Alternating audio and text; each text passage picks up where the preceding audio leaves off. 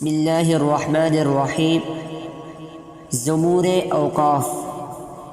تلاوت اور تجوید کی سہولت کے لیے ایک مفید کام یہ کیا گیا کہ مختلف قرآنی جملوں پر ایسے اشارے لکھ دیے گئے جن سے یہ معلوم ہو سکے کہ اس جگہ وقف کرنا سانس لینا کیسا ہے۔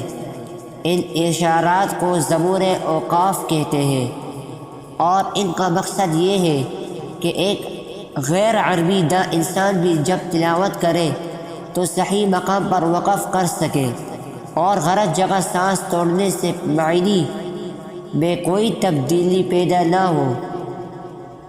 ان میں سے اکثر زمور سب سے پہلے علامہ ابو عبداللہ محمد بن غیفور سجاوندی رحمہ اللہ تعالی نے وضع فرمائے۔ ان زمور کی تفصیل یہ ہے: قاف یہ وقف متعلق کا مخفف ہے اور اس کا مطلب یہ ہے کہ یہاں بات پوری ہو گئی ہے، اس لیے یہاں وقف کرنا بہتر ہے۔ جیم یہ وقف جائز کا مخفف ہے اور اس کا مطلب یہ ہے کہ یہاں وقف کرنا جائز ہے۔ زا یہ وقف مجوس کا مخفف جس کا مطلب یہ ہے کہ وقف کرنا درست تو ہے لیکن بہتر یہ ہے کہ وقف نہ کیا جائے۔ صاد یہ وقف مرخص کا مخفف ہے اور اس کا مطلب یہ ہے کہ اس جگہ بات تو پوری نہیں ہوئی لیکن جملہ چونکہ طویل ہو گیا ہے اس لیے سانس لینے کے لیے دوسرے مقامات کے بجائے یہاں وقف کرنا چاہیے۔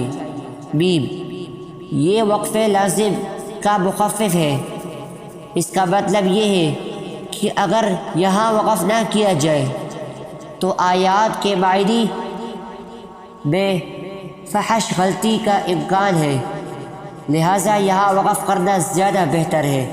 بعض حضرات اسے وقف واجب بھی کہتے ہیں لیکن اس سے مراد فقہی واجب نہیں جس کے ترک سے گناہ ہو، بلکہ مقصد صرف یہ ہے کہ تمام اوقاف میں اس جگہ وقف کرنا سب سے زیادہ بہتر ہے۔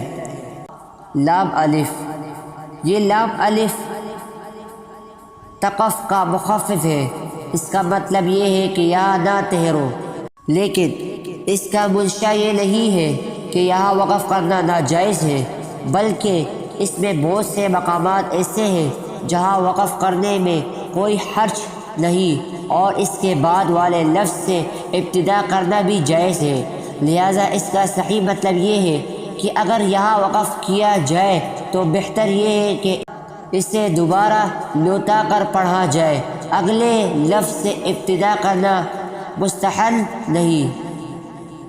ان زبور کے بارے میں تو یقینی طور پر ثابت ہے کہ یہ علامت سجاوندی رحمہ اللہ تعالی کے وضع کیے ہوئے ہیں۔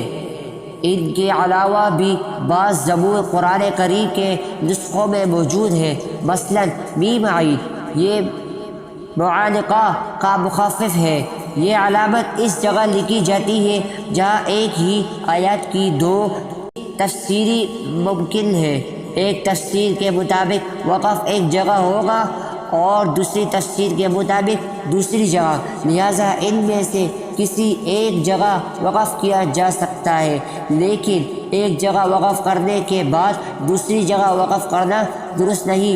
مثلا ذلك مثلهم في التوراة ومثلهم في الانجیل كزرع اخرج شطأه میں اگر توراہ پر وقف کر لیا تو انجیل پر وقف درست نہیں، اور اگر انجیل پر وقف کرنا ہے تو توراہ پر وقف درست نہیں۔ ہاں دونوں جگہ وقف نہ کرے تو درست ہے۔ اس کا ایک نام مقابلہ بھی ہے اور اس کی سب سے پہلے نشان دہی امام ابو فضل زاری رحمہ اللہ تعالی نے فرمائی ہے۔ سکتہ یہ سکتہ کی علامت ہے۔ اس کا مقصد یہ ہے کہ اس جگہ روکنا چاہیے لیکن سانس نہ ٹوٹنے پائے۔ یہ عموماً اس جگہ لایا جاتا ہے جہاں ملا کر پڑھنے سے معنی میں غلط فہمی کا اندیشہ ہو۔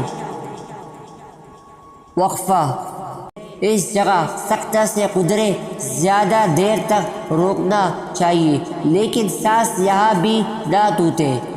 قوف: یہ قیل وقف کا مخفف ہے، مطلب یہ ہے کہ بعض حضرات کے نزدیک یہاں وقف ہے اور بعض کے نزدیک نہیں ہے۔ قف: یہ لفظ قف ہے جس کے معنی ہے ٹھہر جاؤ، اور یہ اس جگہ لایا جاتا ہے جہاں پڑھنے والے کو یہ خیال ہو سکتا ہو کہ یہاں وقف درست نہیں۔ صاد لام یہ وصل اولا کا مخفف ہے جس کے معنی ہے کہ ملا کر پڑھنا بہتر ہے۔